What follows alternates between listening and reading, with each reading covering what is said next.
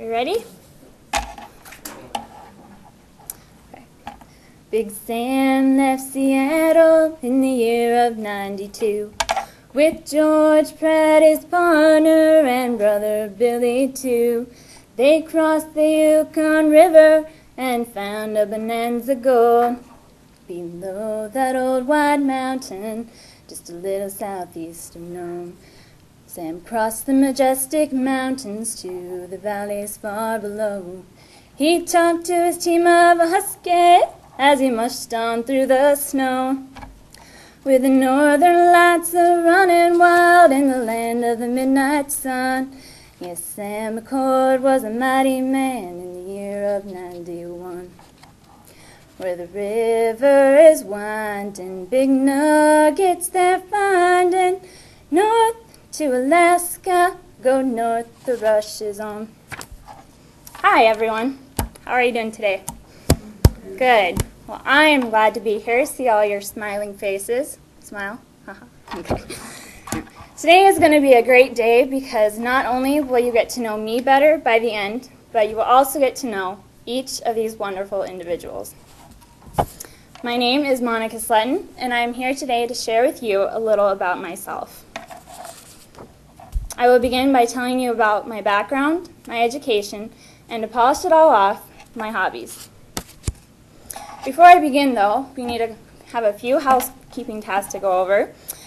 I would ask that you please turn off your cell phones until after the presentation, and if you have questions, I will be more than happy to answer them at the end. Are there any questions before I get started? Okay. So you're probably wondering why I started singing North to Alaska. You're probably wondering why I started singing at all. But that is where I'm from. I was not born there, however. I was born in Edmonds, Washington, where my mom grew up on October 2nd, 1989. I am the youngest of 4 children. I have 2 older sisters and one older brother. Until I was 6 years old, my family and I lived in a small town called Petersburg. When my dad was 18, he moved from South Dakota up to Alaska, where he worked as a fisherman for 20 years or so. And growing up in Alaska, you know, the song North to Alaska was kind of a theme song for my family and I, so it's kind of one of my favorites. In September of '96, my family and I moved to Sturgis. And not one, but 2 interesting facts about me is that growing up in Alaska and then coming here, I had never seen a cow, a horse, and had never seen lightning before. I have 2 pets. I have a dog. His name is Willie, and he is a black lab, and he will be 12 years old in January. Then I have my cat, Oliver, who's pretty much the funniest cat ever. And Joe, a lot of laughs. Now I'm going to tell you a little bit about my education. 1st through 2nd grade, I was homeschooled. 3rd through 6th grade, I went to a private school. And 7th through 12th grade, I went to public school. Some fun things to know about my education are 7th grade, I was selected for the South Dakota Junior Honor Choir. 8th grade, I was 3rd place winner for Modern Woodman Contest, speech contest. In 9th grade, I ran as an individual in the Bataan Memorial Death March down in Las Cruces, New Mexico. My time was 7 hours and 20 minutes, and I placed 293 out of 3,000 people. I was very much involved with the MCJ ROTC program. Some of you may be familiar with it. I believe Douglas has an Air Force ROTC program and Central has an Army ROTC program. I was awarded the Rookie of the Year award, which that along with the Gung Ho Award are awarded to 2 freshmen every year who display leadership qualities, among other things, and as a result of either of those awards, you earn a letter jacket. So I got mine. My sophomore year, I was promoted to 2nd lieutenant in the ROTC program.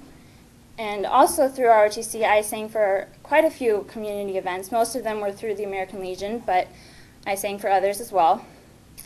And the one and only time that I have ever participated in a sport was my sophomore year, and I ran in cross country. My junior year was completely unlike my freshman or sophomore year. I didn't really do any extracurricular activities. I pretty much, as you could say, buckled down and got to work. Studied hard and did what I could because I knew that coming up senior year, I had a senior project to do, and that would take quite a bit of time, so I decided to just buckle down and get that done. My senior year, I graduated in May, this last May. I graduated as a Regent Scholar, and I also graduated with honors. Tell you a little bit about my hobbies now. One of my favorite hobbies are to scrapbook, and referring to my senior year, my senior project was a scrapbook of my freshman through junior year. I, as you can see, love to sing. I have taken voice lessons, but I just started this year. Another thing I like to do is to read books. My favorite kind of books are mystery and suspense. And when I get a chance, which isn't very often, but when I get a chance, I like to watch Law & Order and Law & Order SVU.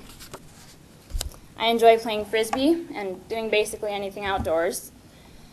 And I try to do this on a regular basis. It doesn't always happen that way, but I like to go for early morning runs or in the evening, depending on what my schedule is. I really like hiking the hills. It's kind of a family thing to go hike around the hills. And my favorite place is Old Stone Road. I don't know if some of you are familiar with that in Sturgis, but it's a pretty nice place to go hiking. And last but not least, I enjoy baking. And just today, I was planning actually on baking monster cookies somewhere along the line, but I found out today that there's a whole lot of stuff in there that I would rather not eat. So probably won't be doing that for a while. And I have now come to the conclusion of my speech. I have shared with you my background, my education, and a brief rundown of some of my hobbies. Are there any questions? Yes? You said you like to read. Have you ever King's Medicine? I haven't. I haven't. I'm going to show you a good book. Okay. All right. What's the Baton Death March? Bataan Memorial Death March? Yeah. Well, back in, I believe it was World War II, over in Japan. It's an actual island called the island of Bataan. And General MacArthur and his, if I can remember correctly, had his troops over there. And basically what it is a story, and it really happened. Let's see, the Japanese basically captured American troops and forced them on a death march, meaning that they went from, I don't remember what the camps were, but from one camp to another, which was, I think, 60-some miles. And it's called a death march because as they were traveling from this camp to another one, people died along the way, and they were just really treated really brutally, and so that's. So it was like a 60-mile run mark. Yeah, and if you were hurt or whatever, you either were shot or you just fell and died where you landed. So. Mm-hmm. And it was really interesting Well, it was really interesting for me is that when I actually went down there, there's very, very few survivors of the actual Bataan Death March from then, but I got to meet 4 of them, I believe.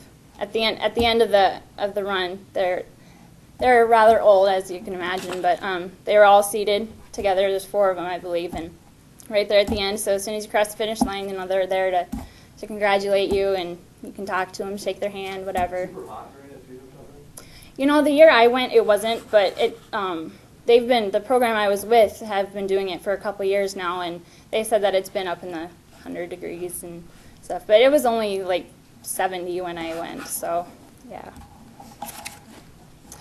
Is that all? Well, I would just like to thank you for being so attentive as I stand here and talk about, this is my favorite part, me, myself, and I. And I look forward to hearing more about you.